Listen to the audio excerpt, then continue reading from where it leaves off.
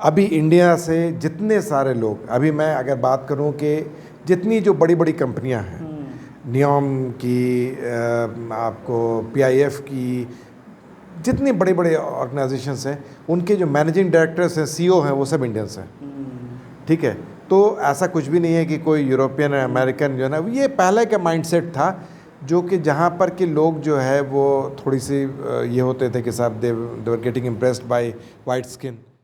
Skilled labour और एक होता है नॉन स्किल्ड लेबर। अगर हम नॉन स्किल्ड लेबर्स की बात करें तो मार्केट बल्कि सऊदी अरब का और बहुत ज़्यादा जो है वो वसी हो गया और बहुत ज़्यादा बढ़ गया है, और वहाँ पे कंपटीशन बिल्कुल ना। फिर आप कह लें कि साहब कंप्यूटर के जो ये हैं इंजीनियर्स बहुत ज़्यादा आ रहे हैं, डॉक्टर्स बहुत आ रहे हैं, उनके अपने सऊदी आ रहे हैं, सऊदी डॉक्टर्स, और बहुत अच्छे हैं, मतलब they have all like enough, वो लोगों ने बहुत बाहर में एजुकेशन हासिल किया है, टॉप मोस्ट यूनिवर्सिटीज़ में जो है एजुकेशन हासिल किया है, and they are all coming back. वो चेंज हो रहा है। जिस तरह के स्किल सेट्स की जो पहले ज़रूरत थी, वो स्किल सेट्स अब बिल्कुल ही चेंज होता है। अगर आप एक्सपर्ट नहीं हैं और आप सिर्फ जाना चाहते हैं उस सेगमेंट पे जो कि बहुत ही कोई भी ईज़िली आपको रिप्लेस कर सकता है, तो ऑफ कोर्स वहाँ पर आपको थोड़ा सा फ़र्क पड़ सकता है। भी इसी सेगमेंट को रिटेन करने के लिए सऊदी गवर्नमेंट ने एक स्कीम लॉन्च की है जिसको कहते हैं प्रीमियम रेजिडेंसी स्कीम। तो प्रीमियम रेजिडेंसी स्कीम जो है उन लोगों के लिए है जो हाईली स्किल्ड हैं, जिनको जैसे रिसर्चर्स हैं, साइंटिस्ट हैं, प्रोफेसर्स हैं, डॉक्टर्स हैं, इंजीनियर्स हैं, सीनियर बिजनेस प्रोफेशनल्स हैं, इस तरह के जो लोग हैं उनको वो कहता है कि आप हमें जो है हम आपको प्रीमियम रेजिडेंसी देंगे। ये जो एजेंट्स होते हैं जी, हम जहाँ तक हो सकता है कि हम कोशिश ये करें कि हम डायरेक्ट जो कंपनी की जो हायरिंग होती है हम उसके ज़रिए जो है वो अपने आप को उसके वेबसाइट से या आप देख रहे हैं विज़न आजकल और मैं हूं इमरान अली। व्यूअर्स, आज हमारे साथ बातचीत करने के लिए हैं नियाज़ अहमद साहब। नियाज़ अहमद साहब पिछले 19 साल से सऊदी अरब में हैं। वहाँ की एक टेलीकॉम कंपनी मोबाइली में ये अधिकारी हैं। जो हिंदुस्तान से लोग सऊदी अरब जाते हैं ये भी इंडियन हैं और बिहार के हैं। यहाँ से जो लोग बिहार से या हिंदुस्तान से सऊदी अरब जाते हैं जॉब की उम्मीद में, काम की उम्मीद में, तो उन लोगों के साथ किस तरह की मुश्किलें आती हैं, उनको किस तरह की मुश्किलों से बचाया जा सकता है, बच सकते हैं। या फिर एक सवाल अभी आम तौर पर उभर रहा है कि चूँकि सऊदी अरब में अब मुकामी लोग भी वहाँ पे बड़े बड़े ओहदे पर जा रहे हैं और वो लोग भी पहले जॉब में नहीं करते थे, लेकिन अब वो लोग भी कुछ वहाँ पे जॉब कर रहे हैं। तो क्या हिंदुस्तानी जो वहाँ पे सऊदी अरब में नौकरी करने जाते थे, क्या वहाँ पे जॉब कम हो रहा है, क्या हो रहा है? इन तमाम चीज़ों को लेकर हम बात करेंगे। नियाज़ सर, आपका इस्तकबाल है विज़न आजकल। Thank you very much for hosting मी। क्या कहेंगे सर इस ताल्लुक़ से? मैं ये कहना चाहूँगा कि वर्ल्ड ओवर जो जॉब मार्केट है वो चेंज हो रहा है। जिस तरह के स्किल सेट्स की जो पहले ज़रूरत थी, वो स्किल सेट्स अब बिल्कुल ही चेंज होता चला जा रहा है।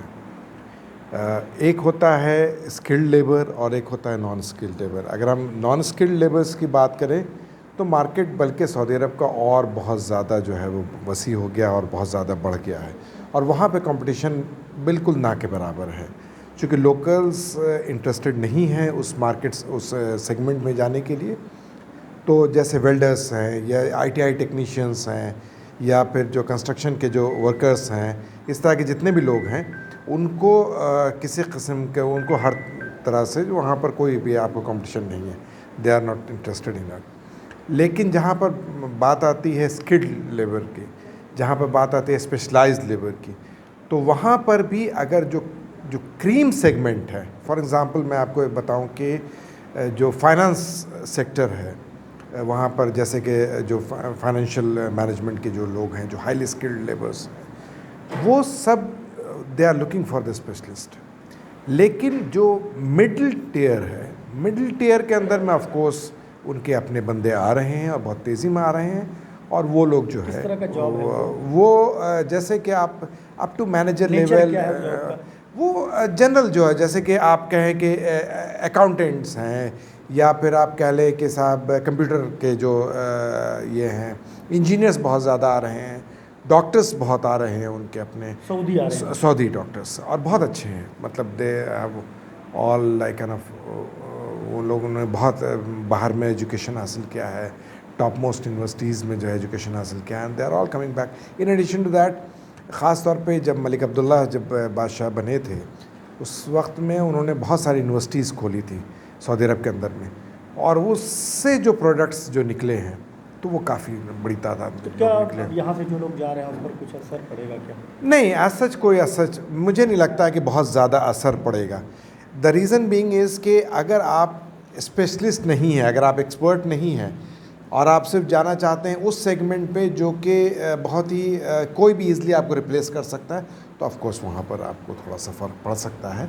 लेकिन अगर आप अपने अपने फील्ड में एक्सपर्ट हैं तो ऐसे लोगों को, बल्कि इनफैक्ट जो वहाँ के क्राउन प्रिंस हैं उन्होंने भी इसको जो है ये कहा है कि साहब ये जो है ये सेगमेंट है, इस सेगमेंट की हमें ज़रूरत है, they are the contributor. In fact मैं आपको एक बात बताऊँ कि अभी इसी सेगमेंट को रिटेन करने के लिए सऊदी गवर्नमेंट ने एक स्कीम लॉन्च की है जिसको कहते हैं प्रीमियम रेजिडेंसी स्कीम।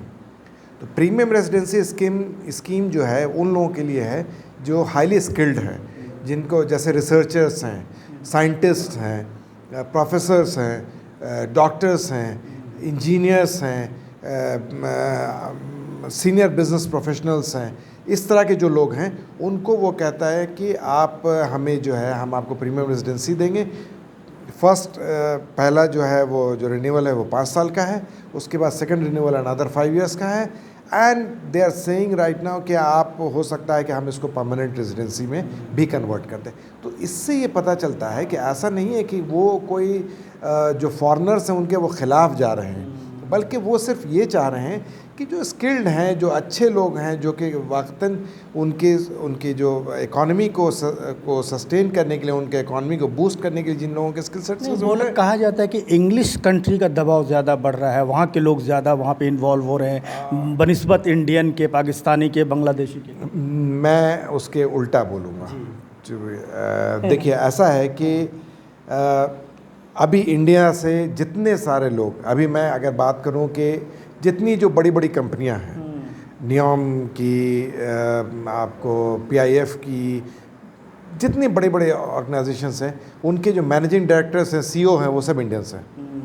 ठीक है, तो ऐसा कुछ भी नहीं है कि कोई यूरोपियन अमेरिकन जो है ना, ये पहले का माइंडसेट था जो कि जहाँ पर के लोग जो है वो थोड़ी सी ये होते थे कि साहब they were getting impressed by white skin.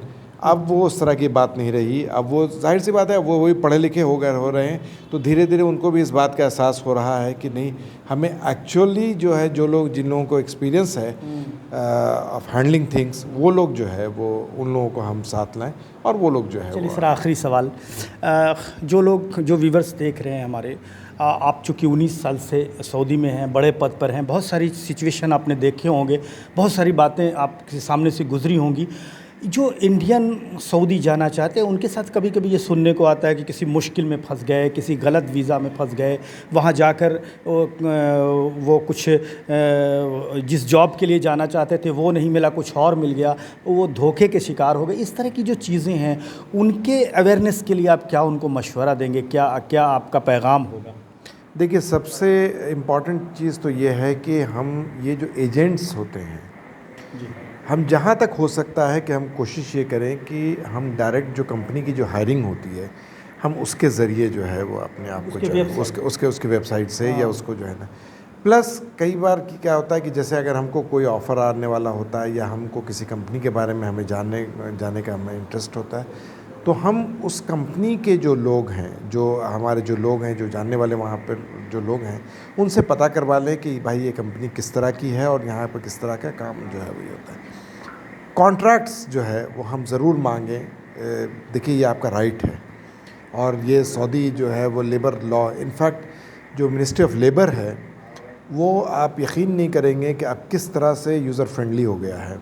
अब पहले जो है वो कॉन्ट्रैक्ट, इनफैक्ट जो पहले तो ट्रांसफ़र ही नहीं होता था, कफ़ील के अंडर में जो है वो जाकर करके सारी चीज़ें कंट्रोल हो जाती थी। अब उन्होंने ये क्या कहा कि नहीं, हम जो है 1 साल के बाद या कुछ भी वक्त के बाद हम जो है कोई भी रिसोर्स चाहे तो अपना ट्रांसफ़र ले सकता है, उसका कफ़ील उस चाहे या ना चाहे। और अगर कफ़ील नहीं ट्रांसफ़र देने के लिए तैयार होता है, कफील मतलब तो ऑनर हाँ, जो जिसने उसको हायर किया है, जो हायरिंग अथॉरिटी है, तो वो अगर उसको मना कर देता है तो ऑटोमेटिकली मिनिस्ट्री ऑफ लेबर जो है उसको ट्रांसफ़र कर देगी।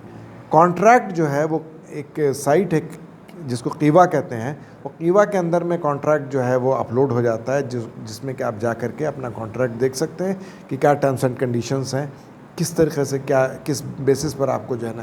तो इसलिए मैं ये सजेस्ट करूँगा कि जो भी जाना चाहता है वो अपने कॉन्ट्रैक्ट की कॉपी ज़रूर मांगे। कॉन्ट्रैक्ट की कॉपी मांगना आपका हक बनता है, ताकि आपको ये पता चल जाए कि क्या चीज़ है। अगर आप खुद पढ़े लिखे नहीं हैं तो कम से कम जो लोग पढ़े लिखे हैं आप उनसे बात करें, आप उनको कहें कि साहब आप इसको ज़रा एक्सप्लेन कर दीजिए। ठीक है, बहुत शुक्रिया सर। बहुत शुक्रिया, बहुत शुक्रिया, थैंक यू वेरी मच। तो व्यूअर्स, ये थे नियाज़ अहमद साहब। जैसा मैंने आपको पहले भी बताया कि सऊदी अरब में 19 साल से हैं, एक टेलीकॉम कंपनी मोबाइली में ये अधिकारी हैं, और बहुत सारी बातें तफसील से ये बता रहे थे कि किस तरह से सऊदी अरब में जो बातें कही जा रही हैं कि वहाँ पे जॉब की कमी है, बल्कि बहुत सारे नए जॉब आए हैं, और जो अच्छे जानकार स्किल वाले लोग हैं, जो बहुत एजुकेटेड लोग हैं, उनके लिए और नए रास्ते खुले हैं। और एक ख़ास बात इन्होंने जो बताया कि कई लोग जो धोखाधड़ी के शिकार होते हैं, कहीं ना कहीं मुश्किलों में फंसते हैं, उनके लिए इन्होंने बहुत अच्छी राय दी कि वो वेबसाइट को जाने, वहाँ के जो कॉन्टैक्ट हैं उनको पढ़ें और उसके बाद वो सऊदी अरब जाएं, कहीं कोई मुश्किल नहीं है। तो